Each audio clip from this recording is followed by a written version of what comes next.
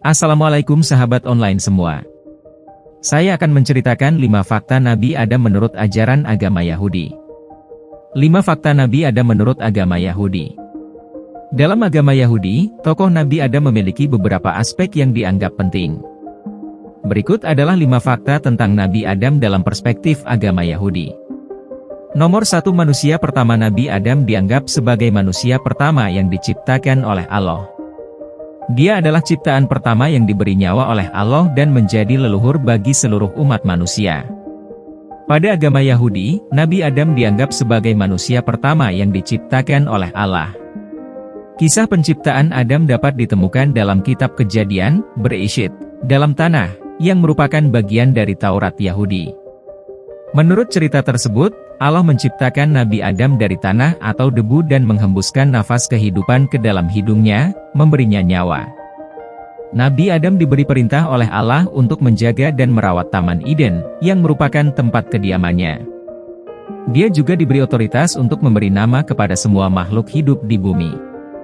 Sebagai manusia pertama, Nabi Adam dianggap sebagai leluhur bagi seluruh umat manusia. Konsep ini menunjukkan pentingnya peran Adam dalam penciptaan manusia dan mengakui sifat universalitas manusia. Dalam agama Yahudi, Nabi Adam dianggap sebagai figur penting yang membawa pesan tentang kesatuan umat manusia dan tanggung jawab kita terhadap penciptaan Allah. Sekali lagi, penting untuk dicatat bahwa penjelasan ini didasarkan pada perspektif agama Yahudi dan keyakinan yang ada dalam kitab-kitab suci mereka. Nomor 2, Taman Eden. Dalam agama Yahudi, Nabi Adam dan istrinya, Hawa, ditempatkan di Taman Eden setelah penciptaan mereka. Taman Eden adalah surga dunia yang indah dan sempurna yang merupakan tempat kediaman mereka sebelum mereka diusir karena pelanggaran mereka terhadap perintah Allah. Dalam agama Yahudi, Nabi Adam dan istrinya, Hawa, ditempatkan di Taman Eden setelah penciptaan mereka. Taman Eden digambarkan sebagai sebuah surga dunia yang indah dan sempurna yang diciptakan oleh Allah sebagai tempat kediaman awal manusia. Taman Eden digambarkan sebagai tempat yang penuh dengan keindahan alam, sungai-sungai, dan pohon-pohon yang berlimpah dengan buah-buahan yang lezat. Adam dan Hawa diberikan tugas untuk merawat taman tersebut dan diberikan kebebasan untuk menikmati segala sesuatu yang ada di dalamnya, kecuali dari satu pohon tertentu, yaitu pohon pengetahuan baik dan jahat. Namun, dalam cerita yang dikenal sebagai percobaan Adam dan Hawa, mereka melanggar perintah Allah dengan memakan buah dari pohon pengetahuan tersebut. Pelanggaran ini mengakibatkan konsekuensi serius, termasuk pengusiran mereka dari Taman Eden. Pengusiran dari Taman Eden menjadi simbol kehilangan kesucian dan kehancuran hubungan manusia dengan Allah.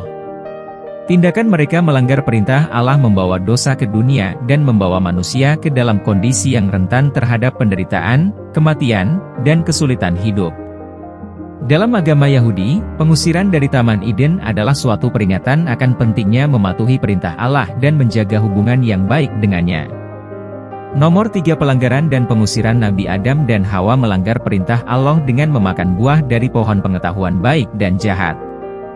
Tindakan ini mengakibatkan mereka diusir dari Taman Eden dan menjadi manusia yang rentan terhadap penderitaan dan kematian. Pada agama Yahudi, Nabi Adam dan Hawa melanggar perintah Allah dengan memakan buah dari pohon pengetahuan baik dan jahat di Taman Eden. Tindakan ini dianggap sebagai pelanggaran yang serius terhadap kehendak Allah. Dalam cerita tersebut, Allah telah memperingatkan Adam dan Hawa bahwa jika mereka memakan buah dari pohon itu, mereka akan mati. Namun, mereka tergoda oleh godaan dan menuruti nafsu mereka untuk mengetahui lebih banyak.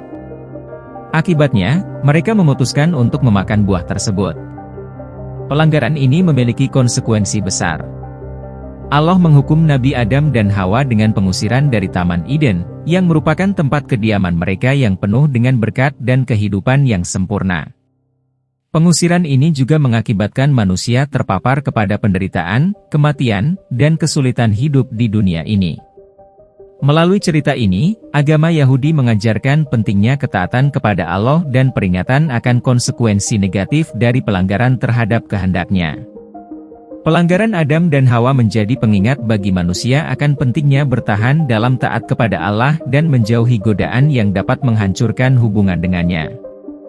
Nomor 4. Leluhur umat manusia dalam agama Yahudi. Nabi Adam dianggap sebagai leluhur umat manusia dan sebagai sumber kehidupan manusia di dunia ini. Dia memiliki keturunan yang kemudian berkembang menjadi seluruh umat manusia yang ada saat ini. Dalam agama Yahudi, Nabi Adam dianggap sebagai leluhur umat manusia. Dia adalah manusia pertama yang diciptakan oleh Allah dan dianggap sebagai sumber kehidupan manusia di dunia ini. Nabi Adam memiliki 2 orang putra, Kain dan Habel, yang menjadi generasi berikutnya dalam keturunannya. Keturunan Adam terus berkembang dan meluas, membentuk seluruh umat manusia yang ada saat ini. Kisah keturunan Adam dan perkembangan umat manusia dijelaskan dalam kitab Kejadian dalam agama Yahudi. Meskipun detail tentang keturunan Adam dalam Alkitab tidak lengkap, namun Adam dianggap sebagai titik awal bagi keluarga manusia dan sebagai leluhur bagi semua orang. Pentingnya Nabi Adam sebagai leluhur umat manusia menunjukkan hubungan kekerabatan dan persatuan antara semua manusia.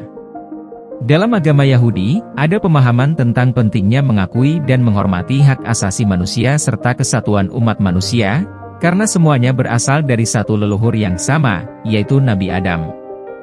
Nomor 5. Tesyufah. Meskipun Nabi Adam melakukan pelanggaran, dalam agama Yahudi, konsep tesyufah, pertobatan, dianggap penting.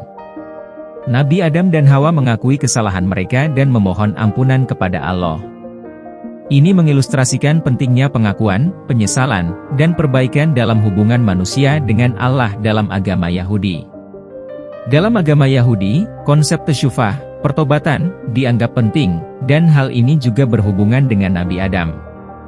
Setelah Nabi Adam dan Hawa melanggar perintah Allah dengan memakan buah dari pohon pengetahuan baik dan jahat, mereka menyadari kesalahan mereka. Mereka merasa penyesalan dan memohon ampunan kepada Allah atas pelanggaran mereka.